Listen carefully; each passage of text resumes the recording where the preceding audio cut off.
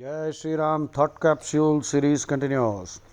Now the first thought capsule is the Vedas declaring Shanno astu dvipade Shan chatuspade, which means all the two-legged and the four-legged animals must be protected. No killing. The Vedas has no concept of animal sacrifice. All kinds of weird interpretations have been done, saying that the Vedic Brahmins were slaughtering everything, including humans too, Naramedha, Gomedha, cows too. So this is all nonsense. Go in Sanskrit means the senses. It means the cow. That is one meaning. It means the senses, and it also means Mother Earth.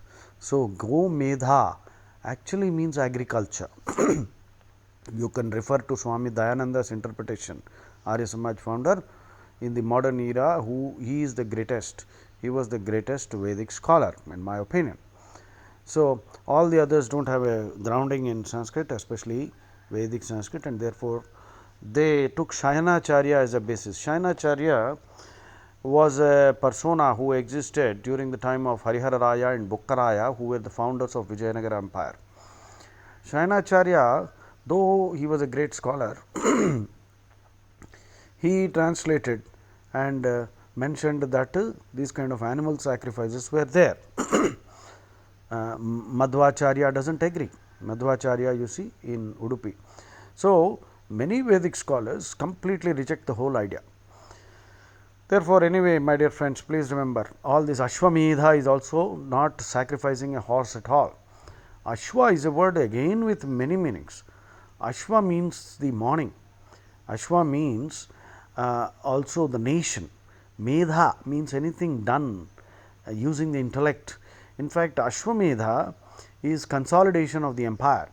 It can also mean any activity undertaken for the progress of the nation.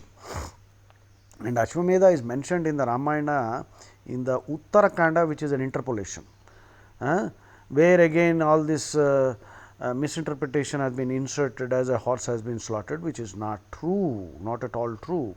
Uttarakanda was not written by Valmiki. It is an interpolation added later. Now let us go on. So, Shanno astu dvipade Sham chatuspade, and chanting Vedas, chanting the Rudram and Namakam Chamakam at home, at office, that is absolutely essential. It will sanctify the entire atmosphere.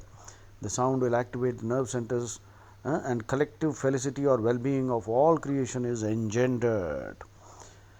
Now the next capsule, I am mentioning that I am feeling ashamed sometimes to call myself a human, because all kinds of monsters are included in this category.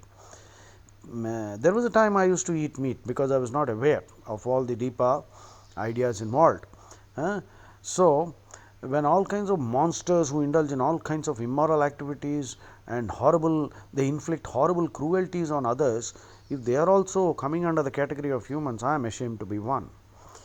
Oh carnivore, how can you reconcile your beefsteaks and veal grilled etc. with your pompously professed love for animals? On one hand, people say, I love animals, but they are eating up all the animals. The poor animal also wants to live, and you are slaughtering the neck and indulging in such horrible acts of slaughter. The animal goes through so much pain, and just before it is slaughtered, when it feels so much pain, all kinds of neurotransmitters are released into the blood of the animal, and that will increase the toxicity in our blood.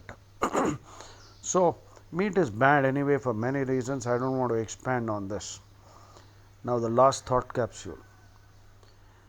God never forgives any sins. At the most, He can give you strength to bear those sins, the consequences of the sins that you have committed. Because forgiving sins is worse than sanctioning their commission.